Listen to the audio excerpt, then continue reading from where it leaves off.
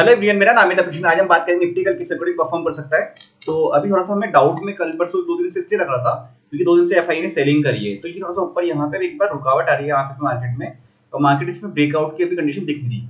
अभी स्टॉक्स में क्या रहा है, ऐसा लग रहा है कहीं ना कहीं जो लार्ज कैप के शेयर्स है ना, वो थोड़ा बहुत हल्की फुल्की प्रॉफिट बुकिंग चीजें आने के चांस लग रहे हैं। अब जब तक लेवल ब्रेक होता नहीं दोनों साइड का, अब देखते हैं उस हिसाब से कंडीशन क्या रहती है फिर।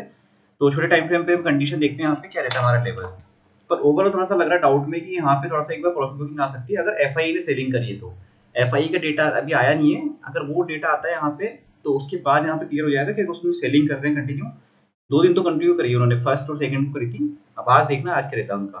ठीक है, हमारे लेवल्स निकालते हैं यहाँ पे। लेवल्स क्या बनाए थे हमने, ये एक रेंज चल रही है हमारी बॉक्स की रेंज जो है यहाँ पे, ये तब से यहाँ से इस दिन से।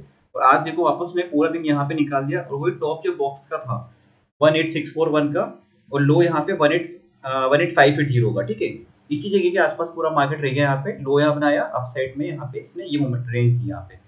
अब कल क्या होता है ना, देखो अगर यहाँ पे कल एक तो फिन निफ्टी की एक्सपायरी है तो उसकी वजह से वोलेटिलिटी रह सकती है, या फिर ये हो सकता है कि फर्स्ट हाफ में मार्केट एक ही रेंज में रह जाए यहाँ पे, जैसे किसी भी रेंज में रह जाए, वो या तो इसी रेंज में रह जाए या फिर इसी रेंज में, और सेकंड हाफ में मोमेंटम मिले फिन निफ्टी के अकॉर्डिंग, इस अकॉर्डिंग है ना, एक्सपायरी के अकॉर्डिंग। तो यहाँ पे अगर ये अब लेवल आएगा इसका बेस पे ना 18580 करके ब्रेक करता है, तो फिर चांस है कि 18535 तक ये आ सकता है आराम से इसमें ये। उसके बाद फिर इसमें नेक्स्ट टारगेट हमारा बनेगा यहाँ पे ये वाला। ठीक है, इस जगह के आसपास 18484 तक का ये हमारे टारगेट जाएंगे यहाँ पे, 18484। और ये अब ये कल आता है 2 दिन में आता है, ये उस हिसाब से प्लान यहाँ पे हम कर रहे हैं कि जब भी कल परसों में अगर आता है ये। ठीक है, तो यहाँ तक हम प्लान कर रहे हैं, उसके नीचे 18418 18418 तक भी टारगेट है आगे के लिए। और अपसाइड में क्या है ना, अपसाइड में देखो 18641 अगर यहाँ पे ब्रेक करता है तो 18661 तक एक बार यहाँ पे रिजेक्शन लेवल है इसी रेंज में, इसको ब्रेक कर देगा तो 18727 तक के टारगेट आराम से इसमें मिल जाएंगे मार्केट में यहाँ पे। पर इसलिए देखना कभी क्या ना, रिलायंस परफॉर्म नहीं कर रहा, निफ्टी में रिलायंस में स्ट्रेंथ नहीं आ रही, पर आज उसमें थोड़ी बहुत रिलायंस ने स्ट्रेंथ दिखाई थी, तो एक बार फोकस रखना। बाकी रिलायंस में ओवरऑल ऐसी कोई खास कंडीशन भी बन नहीं रही, तो एक बार हम चार्ट देख लेते हैं। ये देखिए आज इसने ब्रेक करा था मार्केट में, यहाँ पे थोड़ा सा मोमेंटम दिया था।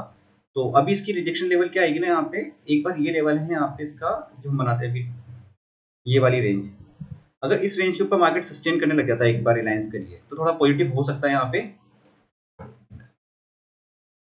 इस जगह पर। ठीक है, बाकी लोअर लेवल पे इस पे सपोर्ट कहाँ पर है, इस जगह पर ये वाला लेवल है, ये सपोर्ट है 2460 का 2450 का, ये इंपॉर्टेंट सपोर्ट लेवल है। इस जगह पर आएगा तो एक बार हम बाइंग के लिए प्लान कर सकते हैं यहाँ पे इस रेंज के बीच में, ये वाली रेंज में। ठीक है, और अप साइड में ये वाला लेवल एक बार रिजेक्शन लेवल है, इसको अगर ब्रेक कर जाएगा तो फर्स्ट टारगेट हमारा हो जाएगा यहाँ पे 2492 का, सेकंड आएगा हमारा यहाँ पे 2510 तक का। ठीक है, ये टारगेट हमारे रिलायंस में मिल जाएंगे कल के लिए एक बार इस लेवल पे, और यहाँ पे एक बार बाइंग के लिए हम प्लान कर सकते हैं। उसके बाद तो फिर 2437 है, ये वाले लेवल हो जाएंगे। तो इस पे फोकस रखना रिलायंस पे यहाँ पे, क्योंकि रिलायंस अगर अकेला भी अगर सस्टेन कर गया ना मार्केट में और मोमेंटम अच्छा देख गया, तो फिर कंडीशन बहुत ज्यादा बेटर हो सकती है निफ्टी के लिए। एक बार हम उसका भी देखते हैं, निफ्टी आईटी का चार्ट देखते हैं, निफ्टी आईटी का। तो निफ्टी आईटी के ऊपर डेली टाइम फ्रेम पे चार्ट देखते हैं, कंडीशन क्या लग रही है। थोड़ा देखो आईटी सेक्टर में भी वीकनेस आ रही है, यहाँ थोड़ा रुक रहा है मार्केट। 6-7 दिन हो गए मार्केट एक ही रेंज में बन रहा है। तो अगर ये रेंज में किस साइड ब्रेक करता है वो देखते हैं यहाँ पे। अगर डाउन साइड में 29183 का ये लेवल ब्रेक करता है, या फिर अप साइड में फिर ये लेवल है, इन दोनों में से जिस साइड ब्रेक करेगा उस साइड मोमेंटम ज्यादा अच्छा मिलेगा। तो अभी डाउन साइड की जगह चांस ज्यादा लग रहे हैं, या फिर अगर यहाँ से बाउंस होगा तो यहीं से लेगा ये। आज देखो निफ्टी आईटी के में लार्ज कैप के अलावा मिड कैप में परसिस्टेंट वगैरह में एम्फेसिस थोड़ी बहुत सेलिंग आई है यहाँ पे, उस चीज का इम्पैक्ट यहाँ पे पड़ सकता है। एक बार पूरा सेक्टर को देखना, सेक्टर में अगर स्ट्रेंथ आएगी तो बाकी पूरे मोमेंटम आ सकता है। रिलायंस और आईटी अगर परफॉर्म करते तो ठीक है, वरना दोनों अगर नेगेटिव रहे या फ्लैट रहे तो भी कंडीशन ज्यादा कोई मोमेंटम आएगा नहीं इस चीज का लेके। ठीक है, डेटा भी आया नहीं है, डेटा अगर मैं कमेंट सेक्शन में डाल दूंगा यहाँ पे।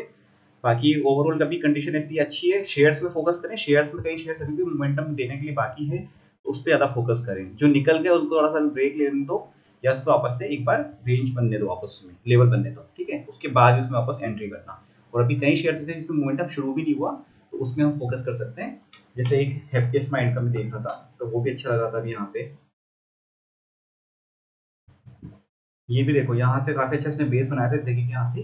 तो मोमेंटम देखते रहना, धीरे धीरे थोड़ा सा एडिशन के लिए प्लान कर सकते हैं। मिड कैप आईटी में भी कई सारे शेयर्स हैं अभी, फाइन ऑर्गेनिक है, टाटा एलेक्सी है, तो इनको थोड़ा हम देख सकते हैं यहाँ पे। बाकी कोई मेरी बाय सेल की रिकमेंडेशन नहीं है यहाँ पे। वीडियो अच्छा लगा तो लाइक शेयर सब्सक्राइब कर सकते हैं। Thank you friends.